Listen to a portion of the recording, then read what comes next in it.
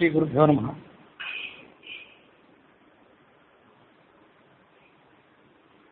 ವಾಲ್ಮೀಕಿ ರಾಮಾಯಣದ ಬಾಲಕಾಂಡದ ಕಥೆಯಲ್ಲಿ ಬಂದಂತೆ ದಶರಥ ಮಹಾರಾಜ ಅಶ್ವಮೇಧ ಯಾಗವನ್ನು ಮಾಡಲಿಕ್ಕೆ ಪ್ರಾರಂಭ ಮಾಡಿದ್ದ. ಅಶ್ವಮೇಧ ಯಾಗಕ್ಕೆ ಬರಬೇಕಾದಂಥ ಋತ್ವಿಜರೇನಿದ್ದಾರೆ, ಪುರೋಹಿತರೇನಿದ್ದಾರೆ, ಅವರನ್ನ ಪ್ರತಿಯೊಬ್ಬರನ್ನು ಕೂಡ ಅವರವರ ಮನೆಗೆ ಹೋಗಿ ಅಶ್ವಮೇಧ ಯಾಗಕ್ಕೆ ತಾವು ಪೌರೋಹಿತ್ಯವನ್ನು ವಹಿಸಬೇಕು ಅಂತ ಅವ್ರನ್ನ ಪ್ರಾರ್ಥನೆ ಮಾಡಬೇಕು. ರಾಜಭಟರು ಮುಖ್ಯರಾದವರು ಅವ್ರ ಮನೆಗೆ ಹೋಗಬೇಕು. ಹೋಗಿ ಪ್ರತಿಯೊಬ್ಬರನ್ನು ಪ್ರಾರ್ಥನೆ ಮಾಡಿ ಆನೆಗಳ ಮೇಲೆ, ಕುದುರೆಗಳ ಮೇಲೆ ಅವರನ್ನು ಕೂಡಿಸಿಕೊಂಡು ರಾಜಭವನಕ್ಕೆ ಅವರನ್ನು ಕರೆದುಕೊಂಡು ಬರಬೇಕು ಅಂತ ಹೀಗಿದೆ. ಆ ವಿಧಿ ನಿಯಮಗಳಿಗೆ ಅನುಸಾರವಾಗಿ ಆ ಪುರೋಹಿತರನ್ನ ವರ್ಣ ಮಾಡಿದರು. ಯಾಗವನ್ನು ಮಾಡಬೇಕಾದಂಥ ಬೇರೆ ಬೇರೆ ಪುರೋಹಿತರು ಯಾಗಕ್ಕೆ ಸಂಬಂಧಪಟ್ಟಂಥ ಉಳಿದ ಕೆಲಸಗಳ ಜವಾಬ್ದಾರಿಯನ್ನು ವಹಿಸಿಕೊಳ್ಬೇಕಾದಂಥ ಜನರು, ಅವರೆಲ್ಲರಿಗೂ ಕೂಡ ವಸಿಷ್ಠರು ಆಜ್ಞಾಪನೆಯನ್ನು ಮಾಡಿದರು. ಆ ಆಜ್ಞೆಯಂತೆ ಅದಕ್ಕೆ ಆಗಬೇಕಾದಂಥ ಎಲ್ಲ ಕೆಲಸಗಳು ಕೂಡ ಮುಂದುವರಿದವು.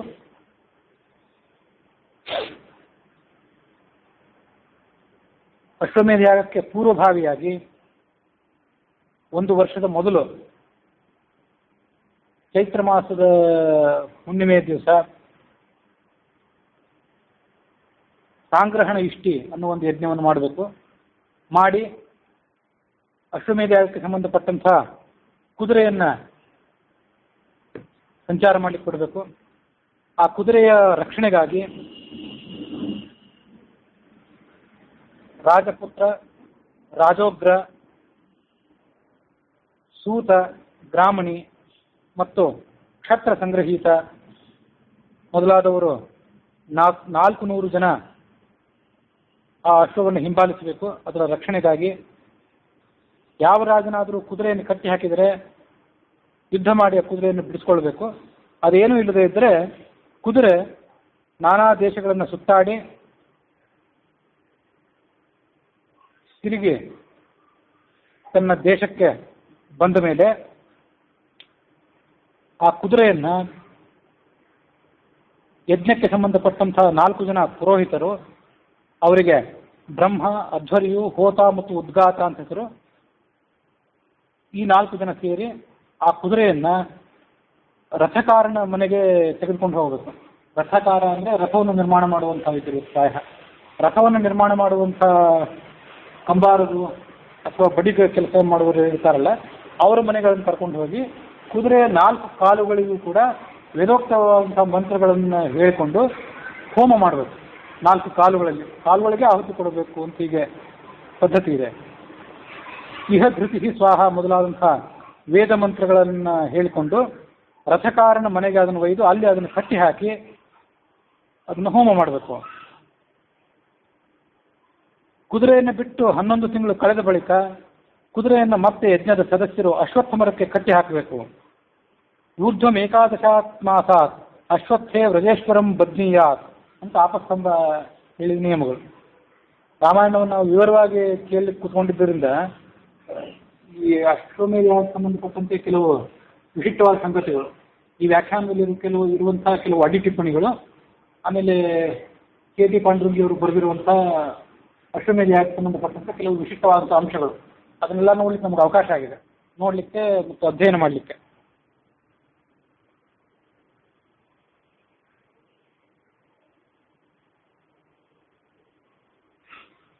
ಹನ್ನೊಂದು ತಿಂಗಳು ಆದ ಬಳಿಕ ಆ ಕುದುರೆಯನ್ನ ಅಶ್ವತ್ಥ ಗಿಡಕ್ಕೆ ಕಟ್ಟಿ ಹಾಕಬೇಕು. 12ನೇ ತಿಂಗಳಿನಲ್ಲಿ ಯಜ್ಞದ ಶಾಲೆಯನ್ನು ನಿರ್ಮಾಣ ಮಾಡಬೇಕು.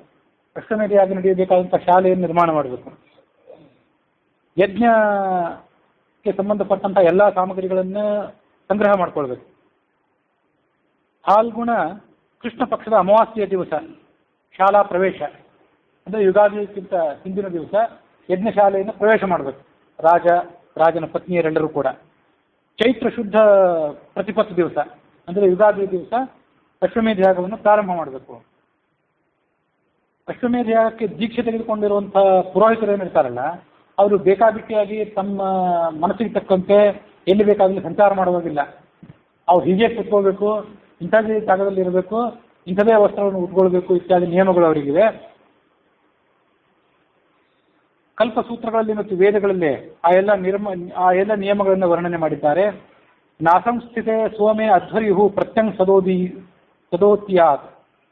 ಸೋಮಯಾಗವು ಮುಗಿಯುವುದಕ್ಕಿಂತ ಮೊದಲು ಅಧ್ವರ್ಯಾದವನು, ಅಧ್ವರ್ಯು ಅಂದರೆ ಆ ಪುರೋಹಿತರಲ್ಲಿ ಒಬ್ಬ, ಆ ಸದೋ ಮಂಟಪ ಅಂದರೆ ಯಾಕೆ ಸಂಬಂಧಪಟ್ಟಂಥ ಒಂದು ಮಂಟಪ, ಆ ಮಂಟಪದ ಪಶ್ಚಿಮದ ಭಾಗವನ್ನು ಮೀರಿ ಹೋಗಬಾರದು, ಆ ಭಾಗದ ಒಳಗೆ ಆತ ಇರಬೇಕು ಅಂತ ಈಗ ನಿಯಮ ಇದೆ. ಕಲ್ಪಸೂತ್ರಗಳಿಗೆ ಮತ್ತು ಮೀಮಾಂಸಾ ಶಾಸ್ತ್ರದಲ್ಲಿ ಬಂದಂಥ ನಿಯಮಗಳೇನಿವೆ ಆ ನಿಯಮಗಳಿಗೆ ತಕ್ಕಂತೆ ಋತ್ವಿಜರೆಲ್ಲರೂ ಕೂಡ ವರ್ತಿಸಬೇಕು. ಮತ್ತು ಹಿಂದೊಮ್ಮೆ ಹೇಳಿದ್ದೆ, ಅಷ್ಟಮೇಧ್ಯಾಯಕ್ಕೆ ಸಂಬಂಧಪಟ್ಟಂತಹ ಕುದುರೆ ಏನಿದೆ, ಆ ಕುದುರೆಯ ತಳಿಯೂ ಕೂಡ ಬಹಳ ವಿಶಿಷ್ಟವಾಗಿದ್ದಿರಬೇಕು ಅಂತ ಹಿಂದೆ ಹರಿವಂಶ ಹೇಳಬೇಕಾದ್ರೆ ಒಮ್ಮೆ ಹೇಳಿದ್ದೆ. ಅಷ್ಟಮೇಧ್ಯಾಯಕ್ಕೆ ಸಂಬಂಧಪಟ್ಟಂತಹ ಕುದುರೆಯನ್ನು ನಾವೇನು ಆರಿಸ್ತೀವಿ, ಕುದುರೆಯ ಅಪ್ಪ, ಅದರ ಅಜ್ಜ ಮೊದಲಾದವರು ಕೂಡ ಅಷ್ಟಮೇಧ್ಯಾಯದಲ್ಲಿ ಭಾಗವಹಿಸಿದಂಥವ್ರು ಇರಬೇಕು, ಅದಕ್ಕೆ ಇಂಥದೇ ಲಕ್ಷಣಗಳಿರಬೇಕು ಅಂತೆಲ್ಲ ನಿಯಮಗಳಿವೆ. ಅಶ್ವಮೇಧಯಾಗದ ಮುಖ್ಯ ಅಶ್ವ ಏನಿರ್ತದೆ, ಆ ಮುಖ್ಯದ ಅಶ್ವದ ಜೊತೆಗೆ ಬೇರೆ 100 ಕುದುರೆಗಳನ್ನು ಕೂಡ ಬಿಡಬೇಕಂತೆ. ಸಾಮಾನ್ಯ ನಮಗೆ ಒಂದೇ ಕುದುರೆ ಬಗ್ಗೆ ಗೊತ್ತು, ಬೇರೆ 100 ಕುದುರೆಗಳನ್ನು ಕೂಡ ಅಶ್ವಮೇಧಯಾಗದ ಮುಖ್ಯ ಅಶ್ವದ ಜೊತೆಗೆ ಕಳಿಸಬೇಕು. 100 ಜನ ರಾಜಕುಮಾರರು, 100 ಜನ ಕ್ಷತ್ರಿಯ ಕುಮಾರರು ಮತ್ತು 100 ಜನ ರಾಜ್ಯದ ಲೆಕ್ಕಾಪತ್ರಗಳನ್ನು ನೋಡ್ಕೊಳ್ಳುವಂಥವರ ಮಕ್ಕಳು, ಇವರೆಲ್ಲರೂ ಕೂಡ ಅದ್ರ ಹಿಂದೆ ಹೋಗಬೇಕು. 100 ಜನ ಸಾರಥಿಗಳ ಮಕ್ಕಳು ಮತ್ತು ಗ್ರಾಮಸ್ಥರ ಮಕ್ಕಳು, ಇವರೆಲ್ಲರೂ ಕೂಡ ಅಶ್ವಮೇಧಯಾಗದ ಕುದುರೆಯ ಅಂಗರಕ್ಷಕರಾಗಿ ಹೊರಡಬೇಕು. ಆ ಅಶ್ವವು ಕಾಡಿನ ಬೆಂಕಿಗೆ ಸುತ್ತಾಗದಂತೆ, ನೀರಿಗೆ ಬೀಳದಂತೆ ಎಚ್ಚರಿಕೆ ವಹಿಸಬೇಕು.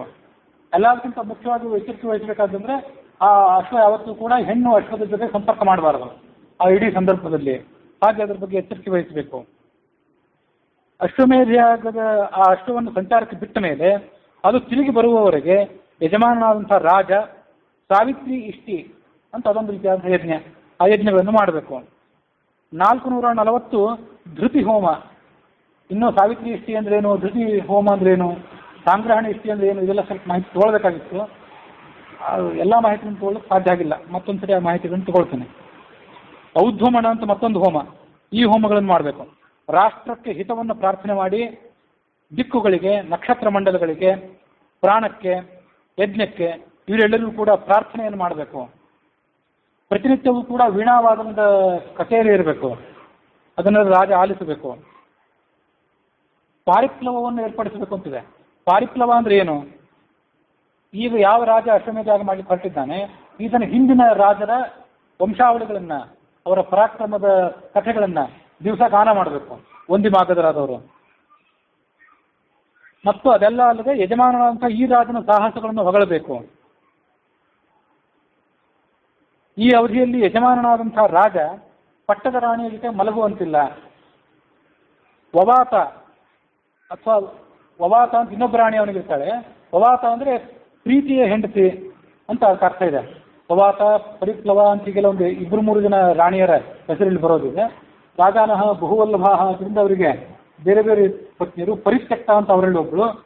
ಆ ವವಾತ ಅನ್ನುವ ಪ್ರೀತಿಯ ಹೆಂಡತಿ ಏನಿರ್ತಾಳೆ ಅವಳ ತೊಡೆಯ ಮೇಲೆ ಆತ ಮಲಗಬೇಕು. ಬ್ರಹ್ಮಚರ್ಯವನ್ನು ಪಾಲನೆ ಮಾಡಬೇಕು. ಹೀಗೆಲ್ಲ ನಿಯಮಗಳಿವೆ. ಅಶ್ವಮೇಧದ ಈ ಅಶ್ವ 1 ವರ್ಷ ಸಂಚಾರ ಮಾಡಬೇಕು ಅಂತ ನಿಯಮ ಇದೆ, ಹೌದು. ಆದರೆ ಅದು 1 ವರ್ಷ ನಿಶ್ಚಿತವಾಗಿ ಒಂದೇ ವರ್ಷ ಸಂಚಾರ ಮಾಡಬೇಕಂತ ಏನಿಲ್ಲ. ದಂಡಯಾತ್ರೆ ಬೇಗ ಮುಗಿದರೆ ಅದು ಬೇಗ ಹಿಂತಿರುಗಿ ಬರಬಹುದು. ಈ ಅಶ್ವ ಬಂದ ಮೇಲೆ ಅದಕ್ಕೆ ಪ್ರದಕ್ಷಿಣೆ ಮಾಡಿಸ್ತಾರೆ. ಪಟ್ಟದ ರಾಣಿ ಮತ್ತು ವವಾತ ಅನ್ನುವಂಥ ರಾಜನ ಪ್ರೀತಿಯ ರಾಣಿ, ಪರಿತ್ಯಕ್ತ ರಾಣಿ, ರಾಜ ಬಿಟ್ಟು ಕೊಟ್ಟಂಥ ರಾಣಿ ಒಬ್ಬಳು ಇರ್ತಾಳಲ್ಲ, ಅವರೆಲ್ಲರೂ ಕೂಡ ಅವರೆಲ್ಲರೂ ಸೇರಿ ಆ ಕುದುರೆಗೆ ಅಭ್ಯಂಗವನ್ನು ಮಾಡಿಸ್ಬೇಕು. ಕುದುರೆ ಅಂದ್ರೆ ಅದು ರಾಷ್ಟ್ರದ ಸಂಕೇತ ಅಥವಾ ರಾಜನ ಸಂಕೇತ. ಹಾಗಾಗಿ ಅವರೆಲ್ಲ ಸೇರಿ ಅದಕ್ಕೆ ಎಣ್ಣೆ ಸ್ನಾನ ಮಾಡಿಸ್ಬೇಕು. 100 ಬಂಗಾರದ ಮಣಿಗಳನ್ನ ಅದರ ತಲೆಯ ಮೇಲೆ ಕೂದಲುಗಳಿರ್ತಾವಲ್ಲ, ಕೂದಲು ಮತ್ತು ಬಾಲಕ್ಕೆ ಕಟ್ಟಿ ಅಲಂಕಾರ ಮಾಡಬೇಕು.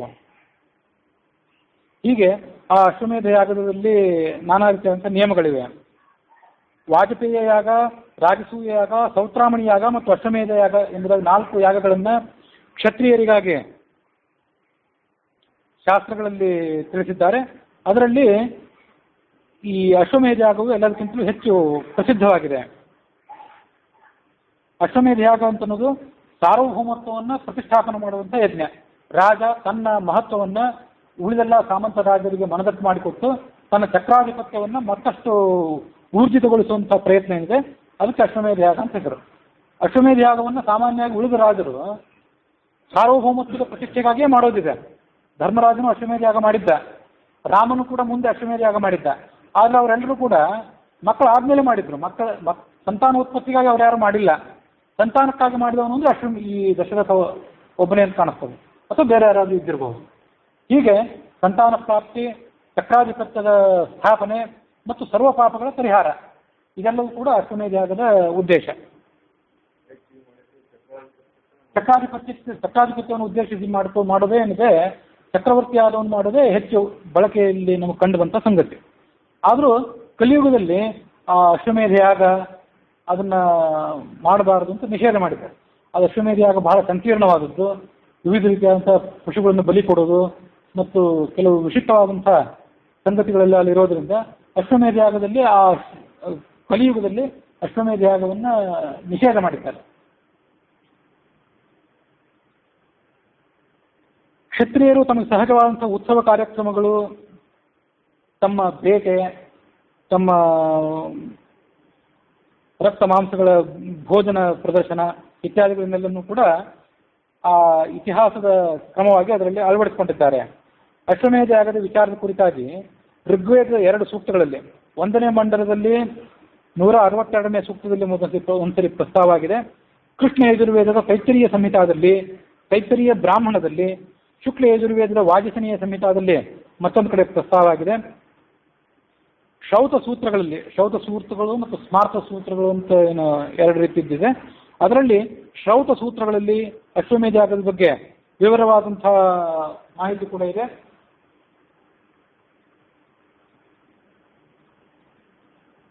ಮಹಾಭಾರತ, ರಾಮಾಯಣ, ಹರಿವಂಶ ಮೊದಲಾದಂಥ ಎಲ್ಲ ಪುರಾಣಗಳಲ್ಲಿ ಕೂಡ ಆಯಾ ರಾಜರು ಅಶ್ವಮೇಧ ಯಾಗವನ್ನು ಮಾಡಿದಂಥ ವರ್ಣನೆ ಇದೆ.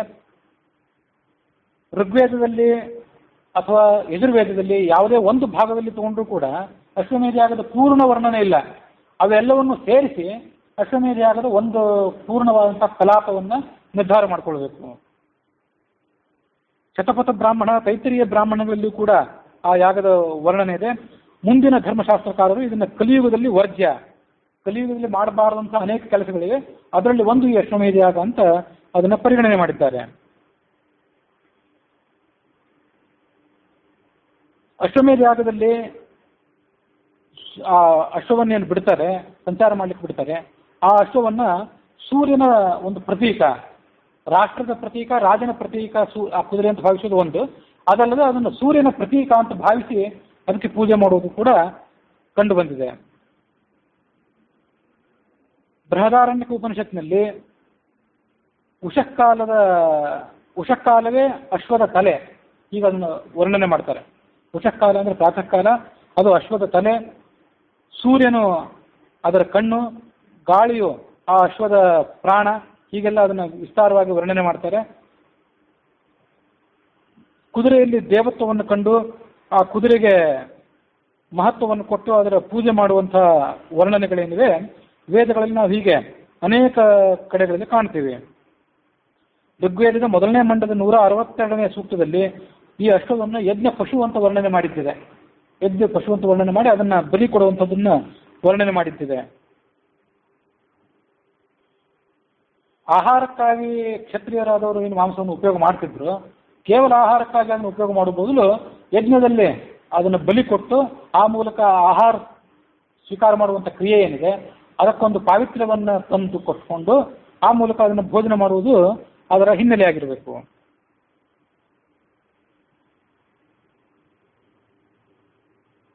ಈ ಅಶ್ವವನ್ನು ನಾವು ವರ್ಣನೆ ಮಾಡ್ತೀವಿ, ಅದಕ್ಕಾಗಿ ನೀವು ಕೋಪ ಮಾಡ್ಕೊಳ್ಬಾರದು ಅಂತ ಹೇಳಿ ಇಂದ್ರ, ಮಿತ್ರ, ವರುಣ ಮೊದಲಾದಂಥ ಯಜ್ಞದ ದೇವತೆಗಳನ್ನು ಪ್ರಾರ್ಥನೆ ಮಾಡ್ಕೋತಾರೆ.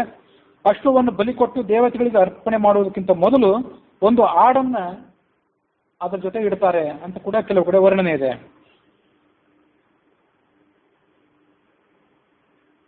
ಕ್ಷತ್ರಮ್ನೋ ಅಶ್ವೋ ವನತಾಂ ಭವಿಷ್ಪಾನ್ ಎಂಬುದಾಗಿ ಆ ಸೂಕ್ತ ಪ್ರಾರಂಭ ಆಗೋದಿದೆ. ಆ ಸೂಕ್ತದಲ್ಲಿ ಅಶ್ವವನ್ನು ಬಲಿಪಶುವನ್ನಾಗಿ ಕೊಟ್ಟು ಯಜ್ಞದ ಪ್ರಾರಂಭವನ್ನು ಮಾಡುವಂಥದ್ದು 3 ಕಂಡು ಬಂದಿದೆ. ಕೃಷ್ಣ ಯಜುರ್ವೇದದ ತೈತ್ತರೀಯ ಸಂಹಿತಾದ 4 ಮತ್ತು 5ನೇ 4, 5 ಮತ್ತು 7ನೇ ಕಾಂಡಗಳಲ್ಲಿ ಅಶ್ವಮೇಧ ಮಂತ್ರಗಳನ್ನು ಮತ್ತಷ್ಟು ವಿಸ್ತಾರವಾಗಿ ನಾವು ನೋಡ್ತೀವಿ. ತೈತ್ತರೀಯ ಬ್ರಾಹ್ಮಣದ 3ನೇ ಕಾಂಡದ 8 ಮತ್ತು 9ನೇ ಅನುವಾಕಗಳಲ್ಲೂ ಕೂಡ ಆ ಮಂತ್ರದ ವಿನಿಯೋಗ ಇದೆ. ಅಶ್ವಮೇಧ ಯಾಗದ ವಿವರಗಳ ವರ್ಣನೆ ಇದೆ. ಅಶ್ವಮೇಧದ ಕುದುರೆಯನ್ನ ಕರೆ ತೆಗೆದುಕೊಂಡು ಬಂದು ಅದಕ್ಕೆ ನೀರನ್ನು ಸಿಂಪಡಿಸಿ ಪ್ರೋಕ್ಷಣೆ ಮಾಡಿ ಸ್ನಾನ ಮಾಡಿಸಿ ಮತ್ತೆ 3 ದಿನ ನಡೆಯುವಂತಹ ಯಾಗದ ವಿವರಗಳನ್ನು ಆರಂಭದಲ್ಲಿ, ಮಧ್ಯದಲ್ಲಿ ಮತ್ತು ಅಂತ್ಯದಲ್ಲಿ ಮಾಡಬೇಕಾದಂತಹ ವಿವಿಧ ಕ್ರಿಯೆಗಳೇನಿವೆ ಅವೆಲ್ಲವನ್ನು ಕೂಡ ಆ ಕೃಷ್ಣ ಯಜುರ್ವೇದದಲ್ಲಿ ವಿಸ್ತಾರವಾಗಿ ವರ್ಣನೆ ಮಾಡುತ್ತಿದೆ. ಪಟ್ಟಮಹಿಷಿ ಮತ್ತು ರಾಜನ ಇನ್ನಿಬ್ಬರು ರಾಣಿಯರು ಇವರು ಅಶ್ವಮೇಧ ಯಾಗಕ್ಕೆ ಅಭ್ಯಂಗ ಮಾಡುತ್ತಾರೆ ಅಂತ ನಾನು ಹಿಂದೆ ಏನು ಹೇಳಿದೆ, ಅದರ ವರ್ಣನೆ ಕೂಡ ಅಲ್ಲಿದೆ. ಇಬ್ಬರು ರಾಣಿಯರು ಪಟ್ಟದ ರಾಣಿಯನ್ನು ಕುರಿತು ಅಶ್ವದ ಮಹತ್ವ ಮತ್ತು ಅಶ್ವದ ಪೂಜೆಯು ರಾಷ್ಟ್ರದ ಅಭಿವೃದ್ಧಿಗೆ ಹೇಗೆ ಪೂರಕ ಅನ್ನೋದೆಲ್ಲವನ್ನು ಕೂಡ ವಿವರಣೆ ಮಾಡ್ತಾರೆ. ಆ ಎಲ್ಲ ಮಂತ್ರಗಳು ಅಲ್ಲಿ ಕಂಡು ಬರೋದಿದೆ. ಮತ್ತು ಪುರೋಹಿತರಾದವರು, ಅಧ್ವರಿಗಳಾದವರು ಕೂಡ ಆ ಅಶ್ವದ ಮಹತ್ವವನ್ನ ವರ್ಣನೆ ಮಾಡುವಂತಹ ಮಾತುಗಳನ್ನು ಅಲ್ಲಿ ನಾವು ಕೇಳ್ತೀವಿ. ಅಶ್ವಮೇಧ ಯಾಗದ ಪೂರ್ಣ ವಿವರಗಳನ್ನ ಈ ಥರ ನಾವು ನೋಡ್ತೀವಿ. ಫಾಲ್ಗುಣ ಶುಕ್ಲ ಪಕ್ಷದ ಅಷ್ಟಮಿ ದಿವಸ ಪ್ರಾರಂಭ ಮಾಡಬೇಕು ಅಂತ ಇಲ್ಲೊಂದು ಮಾಹಿತಿ ನಾವು ನೋಡಿದ್ವಿ. ಈ ವಾಲ್ಮೀಕಿ ರಾಮಾಯಣದಲ್ಲಿ ಬಂದಂತೆ ಅಶ್ವಮೇಧ ಯಾಗ ಪ್ರಾರಂಭ ಮಾಡೋದಕ್ಕಿಂತ 1 ವರ್ಷದ ಮೊದಲು, ಸರಿಯಾಗಿ 1 ವರ್ಷದ ಮೊದಲು ಪ್ರಾರಂಭ ಮಾಡಬೇಕು ಅಂತ ಬಂದಿತ್ತು. ಈಗ ನಾವು ನೋಡ್ತಿರುವಂತಹ ಟಿಪ್ಪಣಿಗಳ ಪ್ರಕಾರ ಫಾಲ್ಗುಣ ಶುಕ್ಲ ಪಕ್ಷದ ಅಷ್ಟಮಿ ದಿವಸ ಪ್ರಾರಂಭ ಮಾಡಬೇಕು. ಅಂದ್ರೆ 1 ವರ್ಷಕ್ಕಿಂತ ಮೊದಲು ಇನ್ನೂ 15-20 ದಿವಸ ಮೊದಲೇ ಪ್ರಾರಂಭ ಮಾಡಬೇಕು. ಯಾಗದ ಅಶ್ವ ಬಿಳಿ ಮತ್ತು ಕಪ್ಪು ವರ್ಣವುಳ್ಳದ್ದಾಗಿರಬೇಕು. ಅದರ ಹಣೆಯ ಮೇಲೆ ಕರಿಯ ಬಣ್ಣದ ಚುಕ್ಕೆಗಳಿರಬೇಕು. ಇಷ್ಟೆಲ್ಲ ನಿಯಮಗಳಿವೆ. ಅದನ್ನ ಕರೆದು ತೆಗೆದುಕೊಂಡು ಬರಲಿಕ್ಕೆ 13 ಮೊಳದ ದರ್ಭದ ಹಗ್ಗವನ್ನು ತಯಾರು ಮಾಡಬೇಕು. ಸಾರಾ ಸೆಣಬಿನ ಹಗ್ಗ ಇಂಥದ್ದು ಯಾವುದೋ ಹಗ್ಗ ತಯಾರಾಗಿರುವಂತಿಲ್ಲ, ದರ್ಭೆಯಿಂದ ತಯಾರಾಗುವಂಥ ಹಗ್ಗವನ್ನು ಅದಕ್ಕಾಗಿ ನಿರ್ಮಾಣ ಮಾಡಬೇಕು. ಯಜಮಾನನಾಗುವಂಥ ರಾಜ, ಅಧ್ವರ್ಯು ಮೊದಲಾದಂಥ ಪುರೋಹಿತರು ಏನಿರ್ತಾರೆ ಅವರೆಲ್ಲರನ್ನು ಕೂಡ ಸತ್ಕಾರ ಮಾಡಬೇಕು. ಅಧ್ವರ್ಯು ರಾಜನ ಕೊರಳಿನಲ್ಲಿ ಬಂಗಾರದ ಸರವನ್ನು ಹಾಕಬೇಕು, ಬಂಗಾರದ ಹಾರವನ್ನು ಹಾಕಬೇಕು. ಬಳಿಕ ಪಟ್ಟದ ರಾಣಿ, ವವಾತ, ಪರಿವೃತ್ರ, ಪಾಲಾಗಲಿ ಎಂಬ ಹೆಸರಿನ 3 ಜನ ರಾಣಿಯರು ಅಲ್ಲಿ ಬರಬೇಕು. ಅವರು ಯಾರ್ಯಾರು? ಪಟ್ಟದ ರಾಣಿ ಅಂದರೆ ಎಲ್ಲರಿಗೂ ಅಂತೂ ಗೊತ್ತಿದ್ದೇ ಇದೆ. ವವಾತ ಅಂದರೆ ಪ್ರೀತಿಯ ರಾಣಿ ಅಂತ ಅರ್ಥ. ಪರಿವೃತ್ತ ಅಂದರೆ ಪರಿತ್ಯಕ್ತಳಾದಂತಹ ರಾಣಿ ಅಂತ ಅರ್ಥ. ಪಾಲಾಗಲಿ ಅಂದರೆ ಕಡಿಮೆ ಕುಲದಲ್ಲಿ ಹುಟ್ಟಿದಂತಹ ರಾಣಿ ಅಂತ ಹೀಗರ್ಥ. ಹಿಂದೆ ಯಾವ ಸರಿ ನನಗೆ ಹೇಳಿದ ನೆನಪು, ಆವಾಗ ಬ್ರಾಹ್ಮಣರಾದವರು ಬ್ರಾಹ್ಮಣ ಸ್ತ್ರೀ, ಕ್ಷತ್ರಿಯ ಸ್ತ್ರೀ, ವೈಶ್ಯ ಸ್ತ್ರೀ ಮತ್ತು ಶೂದ್ರ ಸ್ತ್ರೀಯನ್ನು ಮದುವೆ ಆಗ್ತಿದ್ರು. ಹಾಗೆ ಕ್ಷತ್ರಿಯರು ಕ್ಷತ್ರಿಯ ಸ್ತ್ರೀ, ವೈಶ್ಯ ಸ್ತ್ರೀ ಮತ್ತು ಶೂದ್ರ ಸ್ತ್ರೀಯನ್ನು ಮದುವೆ ಆಗಲಿಕ್ಕೆ ಅವಕಾಶ ಇತ್ತು. ವೈಶ್ಯ ಮತ್ತು ಶೂದ್ರರಿಗೆ ಕೂಡ ಹಾಗೆ ಅವಕಾಶ ಇತ್ತು. ಅದು ಉಳಿದ ಕಾಲಗಳಲ್ಲಿ ಇತ್ತು. ಕಲಿಯುಗದಲ್ಲಿ ಅದನ್ನ ನಿಷೇಧ ಮಾಡಿದ್ದಾರೆ ಅಂತ ಹಿಂದಂತಲೇ ನನಗೆ ಹೇಳಿದ್ದ ನೆನಪು. ಆ ಪಾಲಾಗಲಿ ಅಂತ ಏನಿದ್ದಾಳೆ ಅವಳು ಕಡಿಮೆ ಕುಲದಲ್ಲಿ ಹುಟ್ಟಿದವಳಾಗಿರ್ಬೇಕು ಅನ್ನುವಂಥ ವರ್ಣನೆಯನ್ನು ಅಲ್ಲಿ ನೋಡ್ತೇವೆ.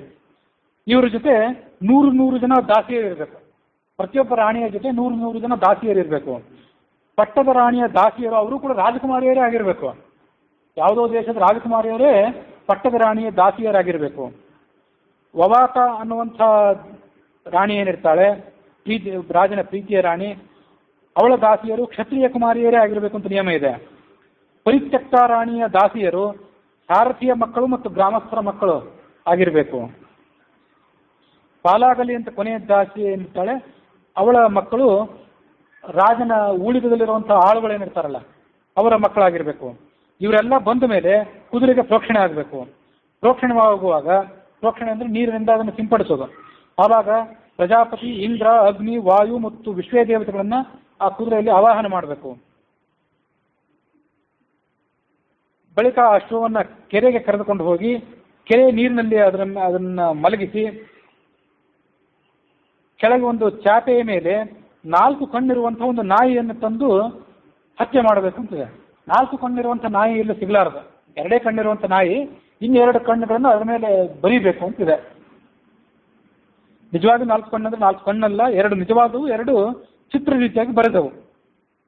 ಆ ನಾಯಿಯನ್ನು ಅಲ್ಲಿ ಹತ್ಯೆ ಮಾಡಬೇಕು. ಆಮೇಲೆ ಅಶ್ವವನ್ನು ಮೊದಲನೇ ಸ್ಥಳಕ್ಕೆ ತಂದು ಅಶ್ವಸ್ತೋಮೀಯ ಹೋಮ ಅಂತ ಒಂದು ಹೋಮ ಇದೆ. ಆ ಹೋಮವನ್ನು ಮಾಡಬೇಕು. 1000 ತುಪ್ಪದ ಆಹುತಿಯನ್ನು ಕೊಡಬೇಕು.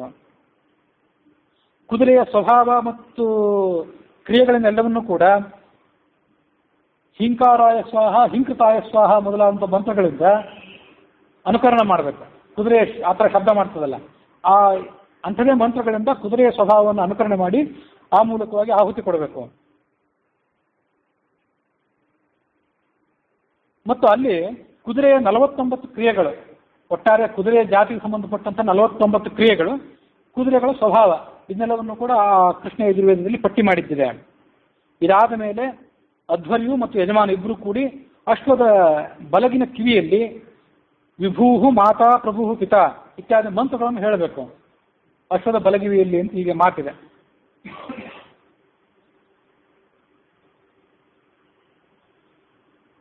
ಹೀಗೆ ಅಶ್ವಕ್ಕೆ ನಾನಾ ರೀತಿಯಾದಂಥ ಪೂಜೆಗಳನ್ನು ಮತ್ತು ಅದಕ್ಕೆ ಸಂಬಂಧಪಟ್ಟಂಥ ಹೋಮಾದಿಗಳನ್ನು ಮಾಡಿ ಮುಂದೆ ಅಶ್ವಮೇಧ ಯಾಗವನ್ನು ಮುಂದುವರಿಸಬೇಕು.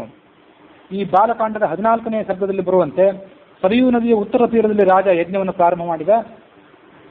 ಋಷ್ಯಶೃಂಗ ಅದಕ್ಕೆ ಪ್ರಧಾನನಾದಂತಹ ಋತ್ವಿಜನಾಗಿದ್ದ. ಈ ರಾಜನ ಅಳಿಯ ಋಷ್ಯಶೃಂಗ. ಅವನ ನಿರ್ದೇಶನದಂತೆ ಇತರ ಬ್ರಾಹ್ಮಣರು ಕರ್ಮಗಳನ್ನು ಮಾಡ್ತಿದ್ರು. ವೇದಾರ್ಥವನ್ನು ಸರಿಯಾಗಿ ಬಲ್ಲಂತಹ ಬ್ರಾಹ್ಮಣರು, ಪುರೋಹಿತರಾದವರು ಯಥಾವಿಧಿಯಾಗಿ ವೈಶ್ವದೇವ ಹೋಮ ಮೊದಲಾದಂಥ ಕರ್ಮಗಳನ್ನು ಮಾಡ್ತಿದ್ರು. ಮೀಮಾಂಸಾಶಾಸ್ತ್ರಕ್ಕನುಸಾರವಾಗಿ, ಕಲ್ಪಸೂತ್ರಕ್ಕನುಸಾರವಾಗಿ ಅವರು ಸಂಚಾರ ಮಾಡ್ತಿದ್ರು. ಬ್ರಾಹ್ಮಣರು ಪ್ರವರ್ಗ್ಯ ಮತ್ತು ಉಪಸದ ಅನ್ನುವಂಥ ಯಾಗಗಳನ್ನು ಕೂಡ ಮಾಡಿದರು. ಪ್ರವರ್ಗ್ಯ, ಉಪಸದ ಇವೆಲ್ಲವೂ ಕೂಡ ಅಶ್ವಮೇಧ ಯಾಗಕ್ಕೆ ಅಂಗಭೂತವಾಗಿ ಮಾಡುವಂಥ ಕೆಲವು ಅಪ್ರಧಾನವಾದಂಥ ಯಾಗಗಳು ಅಂತ ತಿಳ್ಕೊಳ್ಬೇಕು. ಬಹಿಷ್ಪವಮಾನ ಮೊದಲಾದಂಥ ಮಂತ್ರಗಳಿಂದ ಆಯಾ ಕರ್ಮಾದಿ ದೇವತೆಯನ್ನು ಪೂಜನೆ ಮಾಡಿದರು. ಮುಂದೆ ಪ್ರಾತಸ್ತವನ ಮೊದಲಾದವುಗಳನ್ನು ಯಥಾವಿಧಿಯಾಗಿ ಮಾಡಿದರು. ಇಂದ್ರ ಮೊದಲಾದಂತಹ ದೇವತೆಗಳಿಗೆ ಕೊಡಬೇಕಾದಂತಹ ನಿರ್ದಿಷ್ಟವಾದಂಥ ಪಶು ಬಲಿ ಇದೆ. ಆಯಾ ದೇವತೆಗಳಿಗೆ ಏನೇನು ಬಲಿ ಇದೆ ಅಂಥ ಎಲ್ಲ ಪ್ರಾಣಿ ಪಕ್ಷಿಗಳನ್ನು ಅಲ್ಲಿ ತೆಗೆದುಕೊಂಡು ಬಂದರು. ಪಾಪಹರಣಾದಂತಹ ಸೋಮರಾಜನನ್ನು ಸ್ತೋತ್ರ ಮಾಡಿದರು ಮತ್ತು ಸೋಮ ಲತೆಯನ್ನು ಅರೆದರು. ಸೋಮ ಅನ್ನುವಂಥ ಒಂದು ಲತೆ ಅಂತ ಹಿಂದೆ ಹೇಳಿದ್ದೆ, ಅದನ್ನು ಅರಿಯಬೇಕು ಅಂತಿದೆ. ಕೆಳಗೊಂದು ಕಲ್ಲಿನ ಮೇಲೆ ಸೋಮಲತೆಯನ್ನು ಇಟ್ಟು ಅದರ ಮೇಲೆ ಮತ್ತೊಂದು ಕಲ್ಲನ್ನಿಟ್ಟು ಆ ಸೋಮ ಬಳ್ಳಿಯನ್ನು ಅರೆದು ಅದರ ರಸವನ್ನು ಸಂಗ್ರಹ ಮಾಡಬೇಕು ಅಂತಿದೆ. ಪ್ರಾತಃಸ್ತವನ ಅಂದರೆ ಪ್ರಾತಃ ಕಾಲದಲ್ಲಿ ಮಾಡಬೇಕಾದಂಥ ಯಜ್ಞ. ಅದಾದ್ಮೇಲೆ ಮಾಧ್ಯಂದಿನ ಸವನ. ಮಾಧ್ಯಂದಿನ ಸವನ ಅಂತಂದರೆ ಮಧ್ಯಾಹ್ನ ಮಾಡಬೇಕಾದಂಥ ಯಜ್ಞ, ಅದನ್ನು ಮಾಡಿದರು. ಅದಾದ ಮೇಲೆ ಎಲ್ಲವೂ ಕೂಡ ಮುಗಿದ ಮೇಲೆ ತೃತೀಯ ಸವನ.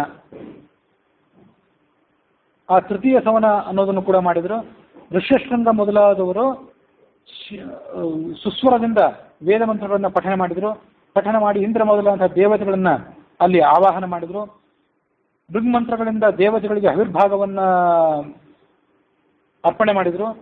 ಯಾವ ಮಂತ್ರಕ್ಕೂ ಕೂಡ ಅಲ್ಲಿ ನ್ಯೂನತೆ ಬರಲಿಲ್ಲ. ಯಾವ ಮಂತ್ರಗಳನ್ನು ಹೇಳಬೇಕಾಗಿತ್ತೋ ಆ ಎಲ್ಲ ಮಂತ್ರಗಳನ್ನು ಕೂಡ ಹೇಳಿದರು.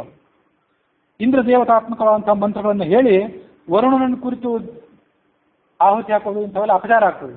ಮಂತ್ರ ಹೇಳೋದು ಒಬ್ಬಂದು, ಆಹುತಿ ಹಾಕೋದು ಮತ್ತೊಬ್ಬನಿಗೆ, ಇದು ಅಪಚಾರ ಅಂತ ಅನಿಸ್ಕೊಳ್ತದೆ. ಇಂಥ ಯಾವ ಅಪಚಾರಗಳನ್ನು ಕೂಡ ಕಣ್ ತಪ್ಪಿನಿಂದಾಗಿ ಬಾಯಿ ತಪ್ಪಿನಿಂದಾಗಲಿ ಯಾರೂ ಕೂಡ ಅಲ್ಲಿ ಮಾಡಲಿಲ್ಲ. ಆಹುತಿ ದ್ರವ್ಯಗಳು ಪಾತ್ರೆ ಕೆಳಗೆ ಬಿದ್ದು ನಷ್ಟವಾಗಲಿಲ್ಲ. ಯಜ್ಞ ಹೋಮ ಇತ್ಯಾದಿ ನಡೆದಕ್ಕೆ ನೀವು ಎಷ್ಟೋ ಬಾರಿ ನೋಡಿರ್ತೀರಿ. ಆ ಸಂಭ್ರಮೋತ್ಸಾಹಗಳಲ್ಲಿ ಪದಾರ್ಥಗಳು ಬಿದ್ದು ವ್ಯರ್ಥ ಆಗ್ತಿರ್ತವೆ. ಅಂಥದ್ದು ಯಾವುದೂ ಇಲ್ಲಿ ಆಗಲಿಲ್ಲ ಅಂತೆ. ಯಜ್ಞ ನಡೆಯುತ್ತಿದ್ದಂಥ ಸ್ಥಳದಲ್ಲಿ ಬಾಯಾರಿಕೆಯಿಂದ ಬಳಲಿದವನಾಗಲಿ ಹಸಿವಿನಿಂದ ಪರಿತಪಿಸಿದವನಾಗಲಿ ಎಲ್ಲೂ ಕಾಣಿಸ್ತಿರ್ಲಿಲ್ಲ. ಎಲ್ಲರಿಗೂ ಸಂಪೂರ್ಣವಾದಂಥ ಭೋಜನದ ವ್ಯವಸ್ಥೆ ಇತ್ತು. ದೊಡ್ಡ ದೊಡ್ಡ ಆಚಾರ್ಯರು ಬಂದಿದ್ರು. ಆಚಾರ್ಯರು ಯಾರು ಒಬ್ಬರೇ ಆಚಾರ್ಯರು ಬಂದಿದ್ದಾರೇನೋ ಅಂತ ನೋಡಿದರೆ ಯಾವ ಆಚಾರ್ಯನೂ ಕೂಡ ಒಬ್ಬಂಟಿ ಆಗಿರಲಿಲ್ಲ. ಎಲ್ಲ ಆಚಾರ್ಯರ ಸುತ್ತಲೂ ಕೂಡ 100 ಜನ ಹಿಂಬಾಲಕರಾದ ಶಿಷ್ಯರು ಅವರ ಹತ್ರ ಪಾಠ ಕೇಳುವವರು. 100 ಜನ ಶಿಷ್ಯರಿಗಿಂತ ಕಡಿಮೆ ಶಿಷ್ಯರನ್ನು ಇಟ್ಕೊಂಡಂಥ ಆಚಾರ್ಯ ಕುಲಪತಿ ಅಲ್ಲಿ ಯಾರೂ ಕೂಡ ಇರಲೇ ಇಲ್ಲ. ವೇದ ವೇದಾಂಗ ಪಾರಂಗತರಾದಂತಹ ಬ್ರಾಹ್ಮಣರು 100 ಶಿಷ್ಯರೊಡನೆ ಅಲ್ಲಿಗೆ ಬಂದಿದ್ದರು. 1000 ಜನ ಎಲ್ಲ ಜಾತಿಗೆ ಸಂಬಂಧಪಟ್ಟಂಥವರು ಭೋಜನ ಮಾಡಿದರು. ತಪಸ್ವಿಗಳಾದವರು ಮತ್ತು ಶ್ರಮಣರಾದವರು ಅಂದರೆ ಸನ್ಯಾಸಿಗಳು ಅನುದಿನವೂ ಅಲ್ಲಿ ಊಟ ಮಾಡಿದರು.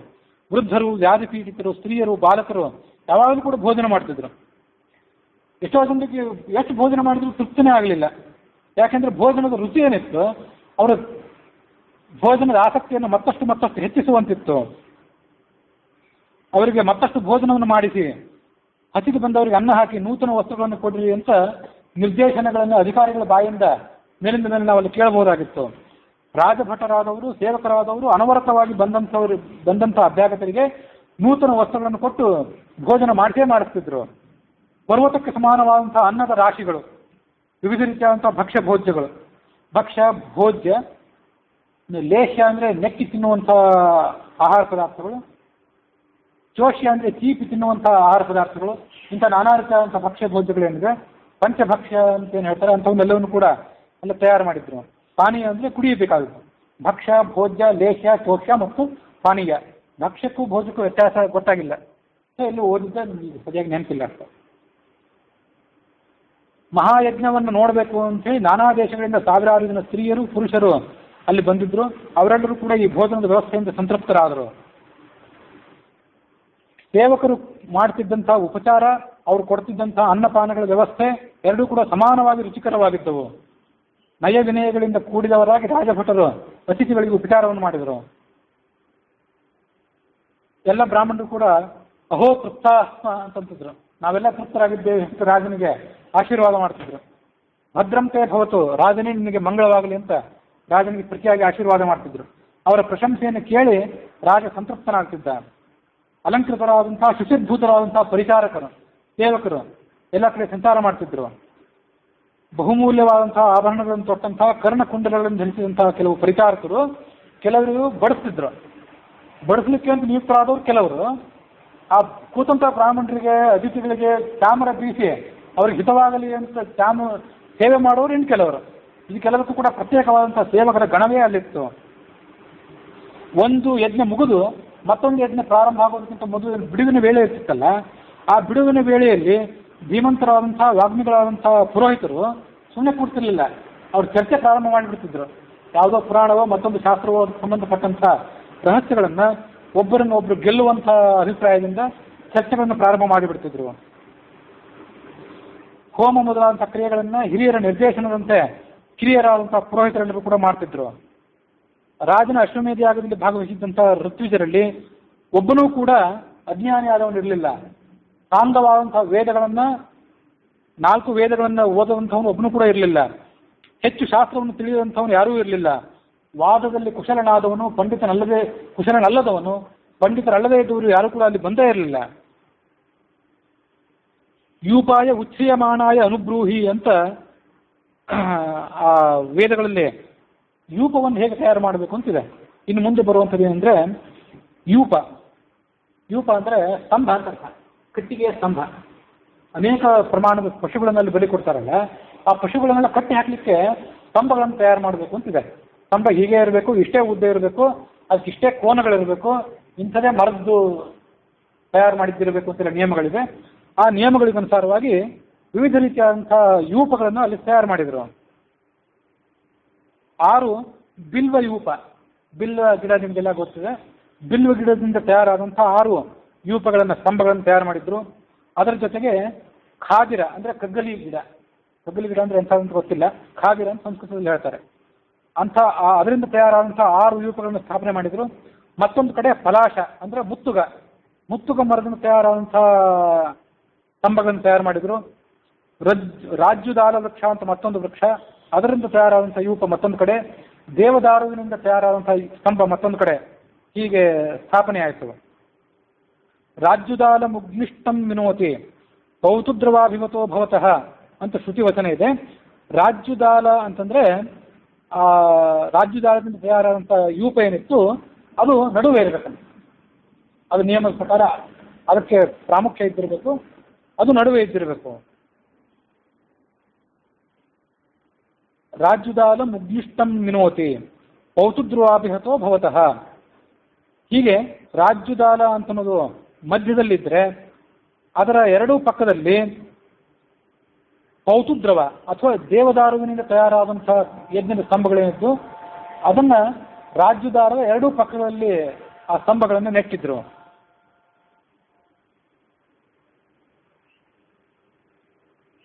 ಆ ಶ್ಲೇಷ್ಮಾತಕ ಅಥವಾ ರಾಜ್ಯದಾಲ ಏನಿದೆ ಅದು ಅಗ್ನಿಯ ಸ್ಥಾನವಾದಂತಹ ವೇದಿಕೆಯ ಭಾಗದಲ್ಲಿ ಪ್ರತಿಷ್ಠಾಪಿಸಲ್ಪಟ್ಟಿತ್ತು. ಶ್ಲೇಷ್ಮಾತಕದ ದಕ್ಷಿಣ ಮತ್ತು ಉತ್ತರ ದಿಕ್ಕುಗಳಲ್ಲಿ ದೇವದಾರುವಿನ ಯೂಪಗಳಿದ್ದವು. ಆ 3 ಯೂಪಗಳ ದಕ್ಷಿಣ ದಿಕ್ಕಿನಲ್ಲಿ ಮತ್ತೆ 3 ಬಿಲ್ವ ಯೂಪಗಳಿದ್ದವು. ಮತ್ತು ಖಾದಿರ ಯೂಪಗಳು, ಅಂದರೆ ಕಗ್ಗಲಿ ಗಿಡದಿಂದ ತಯಾರಾದಂಥ ಯೂಪಗಳಿದ್ದವು. ಉತ್ತರ ದಿಕ್ಕಿನಲ್ಲಿ 3 ಬಿಲ್ವ ಯೂಪ ಮತ್ತು 3 ಖಾದಿರ ಯೂಪಗಳಿದ್ದವು. 15 ಯೂಪಗಳ ಉತ್ತರದಲ್ಲಿ 3 ಪಲಾಶ ಯೂಪಗಳು, ಅಂದರೆ ಮುತ್ತುಗೋದಿಂದ ತಯಾರು ಮಾಡಿದಂಥ ಯೂಪಗಳಿದ್ದವು. ದಕ್ಷಿಣದಲ್ಲಿ ಮತ್ತೆ 3 ಮುತ್ತುಗೋದಿಂದ ತಯಾರು ಮಾಡಿದಂಥ ಯೂಪಗಳಿದ್ದವು. ಹೀಗೆ ಒಟ್ಟಾರೆ 21 ಯೂಪಗಳನ್ನು, ಯಜ್ಞವನ್ನು ಪಶುವನ್ನು ಕಟ್ಟಲಿಕ್ಕೆ ಬೇಕಾದಂಥ ಮರದ ಸ್ತಂಭಗಳನ್ನು 21 ಸ್ತಂಭಗಳನ್ನು ಸ್ಥಾಪನೆ ಮಾಡಿದ್ರು. ಅವಕ್ಕೆಲ್ಲದಕ್ಕೂ ಒಂದಕ್ಕೊಂದು ಅಂತರ ಎಷ್ಟಿತ್ತಂದರೆ, ಒಂದು ಮಾರು ಅಂತರ, 2 ತೋಳುಗಳನ್ನು ಚಾಚಿ ನಿಂತರೆ ಒಂದು ತೋಳಿಗೆ ಒಂದು ಸ್ತಂಭ, ಮತ್ತೊಂದು ತೋಳಿಗೆ ಮತ್ತೊಂದು ಸ್ತಂಭ ಸಿಗುವಂತಿರಬೇಕು. ಹೀಗೆ ಅಂತರ ಅವುಗಳಿಗಿತ್ತು. ಶಾಸ್ತ್ರಜ್ಞರಾದಂತಹ ಯಜ್ಞ ಪ್ರಕ್ರಿಯೆಯನ್ನು ಪೂರ್ಣವಾಗಿ ತಿಳಿದಂತಹ ವ್ಯಕ್ತಿಗಳಿಂದ ಆ ಯೂಪಗಳು ತಯಾರಾಗಿದ್ದವು. ಸುವರ್ಣಮಯವಾದಂತಹ ಪೀತಾಂಬರವನ್ನು ಯೂಪಕ್ಕೆ ಹೊದಿಸಿದ್ರು. ಯೂಪದ ಅಲಂಕಾರ ಅದು. ಒಂದೊಂದು ಯೂಪವು ಕೂಡ ಎಷ್ಟು ಉದ್ದವಾಗಿತ್ತು, ಏಕವಿಂಶತಿ ಅರತ್ನಿ ರಶ್ವಮೇಧಸ್ಯ ಅಂತ ವೇದದಲ್ಲಿ ಹೇಳುತ್ತಿದೆ. 21 ಅರತ್ನಿಯ ಪ್ರಮಾಣವಾಗಿದ್ದವು. ಅರತ್ನಿ ಅಂದರೆ ಏನಂತ ಹಿಂದೊಂದ್ಸರಿ ಹೇಳಿದ್ದೆ. 24 ಅಂಗುಲ ಅಂದರೆ ಒಂದು ಅರತ್ನಿ. ಒಂದು ಅಂಗುಲ ಅಂದರೆ ಹೆಚ್ಚು ಕಡಿಮೆ 1 ಇಂಚು. 24 ಅಂಗುಲ ಅಂದರೆ ಒಂದು ಅರತ್ನಿ. ಅಂಥ 21 ಅರತ್ನಿಯ ಪ್ರಮಾಣ. 24 ಇಂಟು 21, 24 ಅಂಗುಲ ಇಂಟು 21 ಅಂತ ತೆಗೆದುಕೊಂಡ್ರೆ ಅಷ್ಟು ಪ್ರಮಾಣದ ಇಂಚಿನಂತೆ ಪ್ರತಿಯೊಂದು ಯೂಪದ ಪ್ರಮಾಣವಾಗಿತ್ತು. ಪ್ರತಿಯೊಂದು ಯೂಪವನ್ನು ಕೂಡ ದಿವ್ಯವಾದಂತಹ ಅಂಬರಗಳಿಂದ, ಅಂದರೆ ಬಟ್ಟೆಗಳಿಂದ ಅಲಂಕಾರ ಮಾಡಿದ್ರು. ಸ್ವಲ್ಪವಾದರೂ ಕೂಡ ಅದರಲ್ಲಿ ನ್ಯೂನತೆ ಇರಲಿಲ್ಲ. ಎಲ್ಲವೂ ಕೂಡ ಗಟ್ಟಿಮುಟ್ಟಾಗಿದ್ದವು. ಶುಲ್ಬಶಾಸ್ತ್ರ ಅಂಥದ್ದೊಂದು ಶಾಸ್ತ್ರ ಗೊತ್ತಿಲ್ಲ. ಶುಲ್ಬಶಾಸ್ತ್ರದಲ್ಲಿ ಹೇಳಿದಂತೆ ಆ ಎಲ್ಲ ನಿಯಮಗಳನ್ನು ಅನುಸರಿಸಿ ಅದನ್ನು ತಯಾರು ಮಾಡಿದ್ರು. ಪ್ರತಿಯೊಂದು ಯೂಪಕ್ಕೂ ಕೂಡ 8 ಕೋಣಗಳಿದ್ದವು. ಬೇಕಾಬಿಟ್ಟಿಯಾಗಿ ಗುಂಡಗೋ ಚೌಕಾಗೋ ಮಾಡುವಂಗಿಲ್ಲ. 8 ಕೋಣಗಳು ಅದಕ್ಕಿರಬೇಕು ಅಂತಿದೆ. 8 ಕೋಣಗಳಿಂದ ಅವು ಯುಕ್ತವಾಗಿದ್ದವು. ಅದಕ್ಕೆ ಪುಷ್ಪಮಾಲೆಗಳನ್ನೇ, ಗಂಧ ಮೊದಲಾದವುಗಳನ್ನು ಹಚ್ಚಿ ಅಲಂಕಾರ ಮಾಡಿದ್ರು.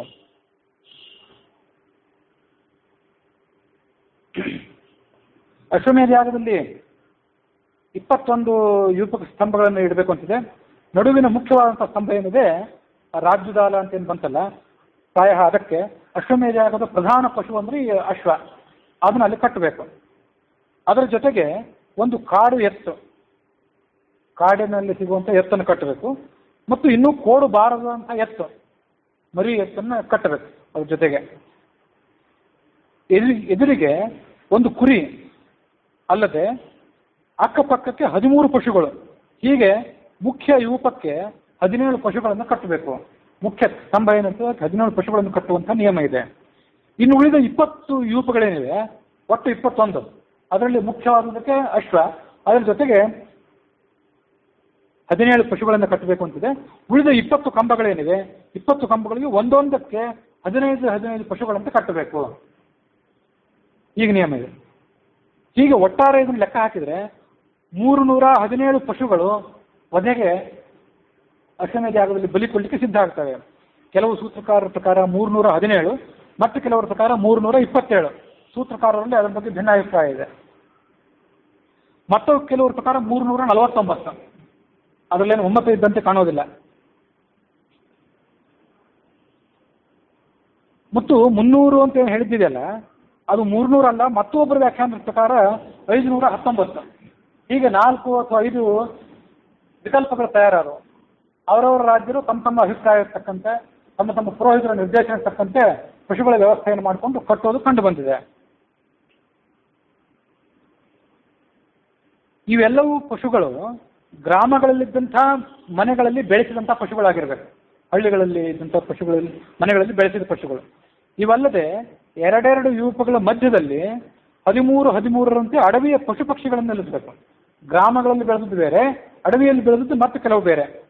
ವಾಜಸನೀಯ ಸಂಹಿತ ಅನ್ನುವಂತಹ ವೇದದ ಭಾಗದಲ್ಲಿ ಹೇಳಿದಂಥ ಒಂದು ವಿಸ್ತಾರವಾದ ಪಟ್ಟಿ ಇದೆ.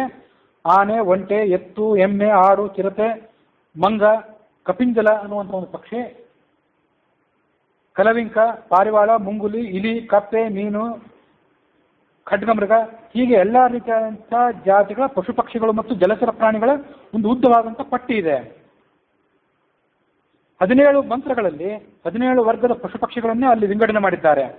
ಹಾಗಾಗಿ ಒಬ್ಬ ಸೂತ್ರಕಾರ ಲೆಕ್ಕ ಇಟ್ಟಂತೆ 519 ಅಲ್ಲ 619 ಆಗ್ತದೆ. 317, 327, 374, 519 ಅಲ್ಲದೆ 619 ಮತ್ತೊಬ್ಬರ ಅಭಿಪ್ರಾಯ ಪ್ರಕಾರ. ತೈತರೀಯ ಬ್ರಾಹ್ಮಣದಲ್ಲಿ ಈ ಅರಣ್ಯಗಳ ಪಶುಗಳ ವಿಸ್ತಾರವಾದಂತಹ ಪಟ್ಟಿ ಇಲ್ಲ. ಒಂದೊಂದು ಕಡೆ ಒಂದೊಂದು ರೀತಿಯಾದಂತಹ ವರ್ಣನೆ ಇದೆ.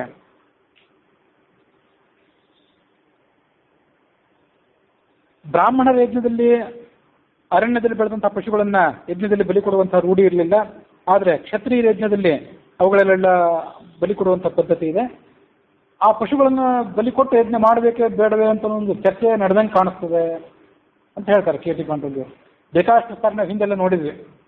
ಪಶು ಬಲಿ ಪೂರ್ವಕವಾಗಿ ಯಜ್ಞ ಮಾಡಬೇಕೇ ಬೇಡವೆ, ಅಥವಾ ಹಿಟ್ಟಿನ ಪಶುಗಳನ್ನು, ಹಿಟ್ಟಿನಿಂದ ತಯಾರು ಮಾಡಿದಂಥ ಪಶುಗಳನ್ನು ಅಲ್ಲಿ ಉಪಯೋಗ ಮಾಡಬೇಕೆ. ಅದು ಈಗಿನ ಕಾಲಕ್ಕಲ್ಲ, ಆಗಿನ ಕಾಲಕ್ಕೂ ಕೂಡ ಚರ್ಚೆ ನಡೆದೇ ಇರ್ತಿತ್ತು ಅಂತ ನಾವು ಅದನ್ನು ನೋಡ್ಬೋದು. ಉಪರಿಚರ ವಸುವಂತ ಒಬ್ಬ ರಾಜ ಇದ್ದ. ಅವನನ್ನು ಇಂದ್ರ ಒಮ್ಮೆ ಕರೆಸಿದ. ರಾಜನೇ ದೊಡ್ಡ ಜ್ಞಾನಿಯಾಗಿದ್ದಿ, ಮಾಂಸ ಬಲಿಪೂರ್ವಕವಾಗಿ ಯಜ್ಞ ಮಾಡಬೇಕು ಅಥವಾ ಮಾಂಸ ಬಲಿ ಇಲ್ಲದೆ ಯಜ್ಞ ಮಾಡಬೇಕು ಅಂತ ಕೇಳಿದ ಇಂದ್ರ. ಅಲ್ಲಿ ಋಷಿಗಳು ಉಪಸ್ಥಿತರಾಗಿದ್ದರು. ಈ ರಾಜ ಮಾಂಸ ಬಲಿ ಕೊಟ್ಟೇ ಯಜ್ಞ ಮಾಡಬೇಕು ಅಂತ ಹೇಳಿಬಿಟ್ಟ. ಋಷಿಗಳು ಸಿಟ್ಟು ಮಾಡಿಕೊಂಡು ನೀನು ಪಾತಾಳಕ್ಕೆ ಹೋಗಿ ಭ್ರಷ್ಟನಾಗಿ ಹೋಗು ಅಂತ ಶಾಪ ಕೊಟ್ಬಿಟ್ರು ಅವನಿಗೆ ಅಂತ. ಹೀಗೆ ಮಹಾಭಾರತದ ಕಡೆ ಕಥೆ ನೋಡ್ತೀವಿ. ಅಂತೂ ಆ ವಿವಾದ, ಯಾವ ಥರ ಯಜ್ಞ ಮಾಡಬೇಕು ಅನ್ನೋ ವಿವಾದ ಅದೇನು ಹೊಸದಲ್ಲ ಅಂತ ಕಾಣಿಸ್ತದೆ. ತೈತರೀಯ ಬ್ರಾಹ್ಮಣ ಏನು ಹೇಳ್ತದೆ ಅಂದರೆ, ಇವೆಲ್ಲ ಪ್ರಾಣಿಗಳನ್ನ 317ರಿಂದ ಹಿಡಿದು 619 ತನಕ ಎಲ್ಲ ಪ್ರಾಣಿಗಳನ್ನು ತನ್ನಿ, ಆದರೆ ಯಾವನ್ನೂ ಕೂಡ ಬಲಿ ಕೊಡಬೇಡಿ, ಯಜ್ಞ ಆದ್ಮೇಲೆ ಅದನ್ನು ಬಿಟ್ಟುಬಿಡಿ ಅಂತ ಮತ್ತೊಂದು ಕಡೆ ತೈತರೀಯ ಬ್ರಾಹ್ಮಣದಲ್ಲಿ ಹೇಳಿದಂಥ ಮಾತಿದೆ. ವಾಜಸನೇಯ ಸಂಹಿತ ಮತ್ತು ಶತಪಥ ಬ್ರಾಹ್ಮಣ ವೇದದ ಭಾಗಗಳು ಎಷ್ಟೇನಿದೆ ಅಂದರೆ, ನೀವು ಋಗ್ವೇದಿಗಳು, ನಾವು ಯಜುರ್ವೇದಿಗಳು. ನನಗೆ ಯಜುರ್ವೇದ ಪೂರಾ ಓದಿ ಗೊತ್ತಿಲ್ಲ, ನಿಮ್ಗೆ ಋಗ್ವೇದಗಳು ಗೊತ್ತಿರಲಾರ್ದು. ಆದ್ರೂ ಮತ್ತೆ ಯಜುರ್ವೇದಕ್ಕೆ ಸಂಬಂಧಪಟ್ಟಂಥ ಉಪನಿಷತ್ತು, ಋಗ್ವೇದಕ್ಕೆ ಸಂಬಂಧಪಟ್ಟಂಥ ಉಪನಿಷತ್ತು, ಬ್ರಾಹ್ಮಣ, ಆರಣ್ಯಕ, ಶತಪಥ ಅಂತ ಹೀಗೆಲ್ಲ ಇದೆ. ಒಂದು ಜೀವಮಾನದ ಕಾಲದಲ್ಲಿ ಅದೆಲ್ಲ ಓದಿ ಮುಗಿಲಿಕ್ಕಿಲ್ಲ ನಮಗೆ. ಅದನ್ನು ಓದೋದು ಹೋಗಲಿ, ಅದರ ಅರ್ಥವನ್ನು ಓದೋದೇ ಸಾಧ್ಯ ಇಲ್ಲ ಅಂತಾದ್ಮೇಲೆ ಅದರ ಅರ್ಥವನ್ನು ತಿಳ್ಕೊಳ್ಳೋದು ಇನ್ನೂ ದೂರ ತೋಪಾಗ್ತ. ಅಷ್ಟೆಲ್ಲ ವೇದಗಳ ಅಪಾರವಾದಂಥ ರಾಶಿ ಇದೆ. ಹೀಗೆ ಅದನ್ನು ಬಿಟ್ಟು ಬಿಡಬೇಕು ಅಂತ, ಆ ಪಶುಗಳಿಂದ ಯಾವುದನ್ನು ಹನನ ಮಾಡದೆ ಅದನ್ನು ಬಿಟ್ಟು ಬಿಡಬೇಕು ಅಂತ ಹೇಳಿದ ವರ್ಣನೆ ಕೂಡ ಕೆಲವು ಕಡೆ ಇದೆ.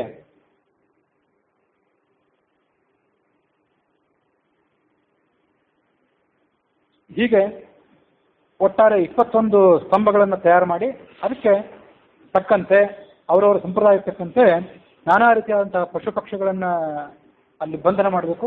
ಬಂಧನ ಮಾಡಿ ಯಜ್ಞದ ಸಿದ್ಧತೆಯನ್ನು ಮಾಡಿಕೊಳ್ಬೇಕು ಅನ್ನುವಲ್ಲಿಗೆ ಇವತ್ತಿನ ಕಥೆ ಮುಕ್ತಾಯ ಆಗಿದೆ.